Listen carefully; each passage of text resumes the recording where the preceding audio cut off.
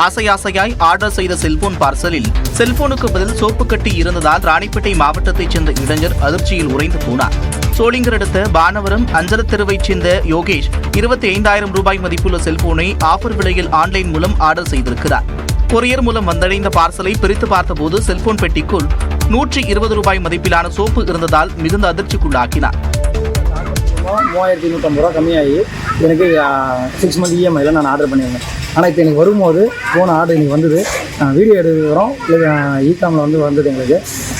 Video எடுக்கும் போது அதில் இருந்து ஓப்பன் பண்ணால் எனக்கு டவ் சோப் இருக்குது.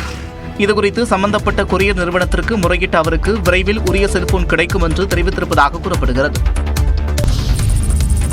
தமிழ்நாட்டு மீனவர்கள் கச்சத்தீவில் மீன்பிடிக்க வழிவகை செய்யக்கூடிய விதத்தில் இலங்கையுடன் புதிய ஒப்பந்தம் போட வேண்டும் என்று மத்திய அரசை முதலமைச்சர் மு க ஸ்டாலின் வலியுறுத்தியுள்ளார். நாகை மாவட்டம் நாகூரில் அரசு தொழில்நுட்ப கல்லூரியில் நடைபெற்ற விழாவில் முதலமைச்சர் மு க ஸ்டாலின் கலந்து கொண்டு 38,956 பயனாளிகளுக்கு 200 கோடியே 27 லட்சம் ரூபாய் மதிப்பிலான நலத்திட்ட உதவிகளை வழங்கினார். 82 கோடி ரூபாய் மதிப்பிலான 206 புதிய திட்டங்களுக்கு முதலமைச்சர் மு க ஸ்டாலின் அடிக்கல் நாட்டினார். இந்த நிகழ்ச்சியில் பேசிய அவர் மீனவர்களுக்காக செயல்படுத்தப்பட்டு வரக்கூடிய திட்டங்களையும் பட்டியலிட்டார்.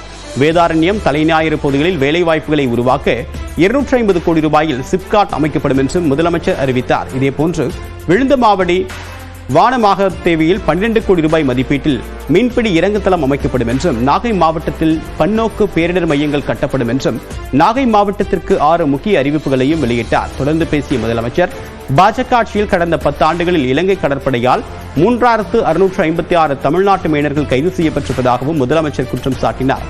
மீனவர்கள் பிரச்சினைக்கு தீர்வு காண வேண்டிய பொறுப்பு மத்திய அரசுக்கு உள்ளதாகவும் முதலமைச்சர் கூறியுள்ளார். இந்த பிரச்சனைக்கு தீர்வு காண வேண்டிய பொறுப்பு ஒன்றிய அரசுக்கு தான் இருக்கு. ஆனா செய்யறாங்களா? இல்ல. 2010ஆம் ஆண்டு முதல் 2 நாட்டு மீனவர்களுக்கும் இடையே பல கட்டங்களாக நடந்த பேச்சுவார்த்தைகள் இப்போ நடக்கிறது இல்ல. 2016ஆம் ஆண்டு இந்திய இலங்கை மீனவருடைய அமைச்சர்கள் மட்டத்தில் நடந்த பேச்சுவார்த்தைகள் எடுக்கப்பட்ட முடிவுகள் மீறப்படுது.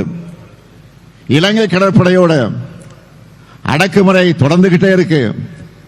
இலங்கையோட வெளிநாட்டு மீன்பிடி தடை சட்டத்தால கொடுமைகள் அரங்கேறுது.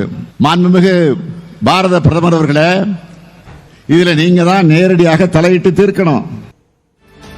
தமிழ்நாட்டு மீனவர்கள் கச்சத்தீவில் மீன்பிடிக்க வழிவகை செய்யக்கூடிய விதத்தில் இலங்கையுடன் புதிய ஒப்பந்தம் போட வேண்டும் என்று முதலமைச்சர் மு க ஸ்டாலின் கேட்டுக் கொண்டார். மிக கொடூரமான விதிமுறைகள், தண்டனைகள் அடங்கியிருக்கக்கூடிய 2018ஆம் ஆண்டு சட்டத்தை இலங்கை அரசு நீக்கணும். சிறைபிடிக்கப்பட்ட மீனவர்களையும் அவங்களோட மீன்பிடி படகுகளையும் விரைவில் விடுவித்திட நீங்க பேசணும். கச்சத்தீவு அருகே தமிழ்நாட்டு மீனவர்கள் மீன்பிடிக்கிறத இலங்கை அனுமதிக்கக்கூடிய வகையில் புதியதொரு ஒப்பந்தத்தை மேற்கொள்ள நீங்க நடவடிக்கை எடுக்கணும் என்று தமிழ்நாட்டுடைய முதலமைச்சராக நான் உங்களை மீண்டும் மீண்டும் கேட்டுக்கொள்ள விரும்புகிறேன். இந்நிலையில் இலங்கை சிறையில் உள்ள மீனவர்களையும் படகுகளையும் விடுதலை செய்ய வலியுறுத்தி தங்கச்சி மடத்தில் மீனவர்கள் 4வது நாளாக போராட்டத்தில் ஈடுபட்டுள்ளனர். திருவோடு ஏந்தி பெண்கள் உள்ளிட்டோர் பிச்சை எடுத்து நூதன முறையில் தங்கள் எதிர்ப்பை வெளிப்படுத்தினர். 1 கோடி 2 கோடின்னு பயன் போடுறாங்க. அரசாங்கத்திட்ட நிதி இல்லைன்னு நாங்க பிச்சை எடுத்து இந்த காசை நாங்க தாரோம், அரசாங்கத்துக்கு தாரோம். நாங்க இந்த காசை வச்சாலும் எங்க கணவரையும் எங்க அண்ணன் தங்க சகோதரர் எல்லாரையும் நீங்க மீட்டு தாங்க. பிள்ளைய படிக்க பரிச்சை எழுத கூட முடிய மாட்டேங்குது. எங்க பிள்ளைய அங்க பீஸ் பணம் கேட்டு எங்க பிள்ளைல தொந்தரவு பண்றாங்க. சீக்கிரமா விடுதலை பண்ணி தாங்க.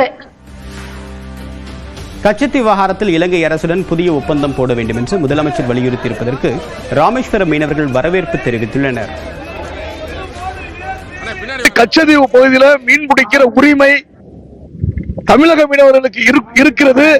அதற்கு இலங்கை அரசும் தமிழக மீனவர்களையும் ஒன்னா இணைச்சு மத்திய அரசாங்கமும் இலங்கை அரசாங்கமும் சேர்ந்து பேசி மீன் பிடிக்கிற உரிமையை மீட்டு கொடுக்கணும்.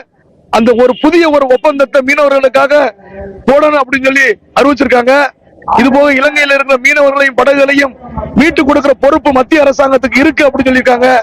இதெல்லாம் உண்மையிலே எங்க போராட்டத்துக்கு கிடைத்த ஒரு வெற்றியை நாங்க நினைக்கிறோம்.